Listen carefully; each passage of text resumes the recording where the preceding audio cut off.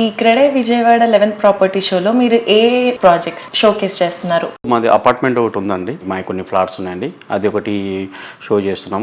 అలాగే హనుమాన్ జంక్షన్లో కొత్త ఒక 18 ఎకర్స్ వెంచర్ లాంచ్ అవుతుందండి. టైటిల్ వచ్చేటప్పుడు వీరాంజనేయ టౌన్షిప్ అని పెట్టామండి. హనుమాన్ జంక్షన్ కాబట్టి అది అంతకుముందు ఊర్లో టెంపుల్ చూసుకుంటూ వచ్చేవాళ్ళు. ఇప్పుడు కొత్త బైపాస్ వేసిన తర్వాత దానికోసమే ఒక 18 feet ఏకశిలా విగ్రహం, ఆంజనేయ స్వామి విగ్రహం ఒకటి రెడీ చేశామండి. అది మా పోషం ఇన్ఫ్రా కంపెనీ తరపు నుంచి అది మేము అక్కడ పెద్ద గుడి ఒకటి ప్లాన్ చేస్తున్నాం, కడుతున్నామండి. అక్కడ మొత్తం అండర్ గ్రౌండ్ డ్రైనేజీ, సిమెంట్ రోడ్లు, మంచి బ్యూటిఫుల్ పార్క్స్, అవెన్యూ ప్లాంటేషన్ అన్నీ మొత్తం కలిపి చేస్తున్నామండి. అలాగే మా పోషం ఇన్ఫ్రా నుంచి ఉయ్యూరులో ఇంకొక ప్రాజెక్టు లాంచ్ చేస్తున్నామండి.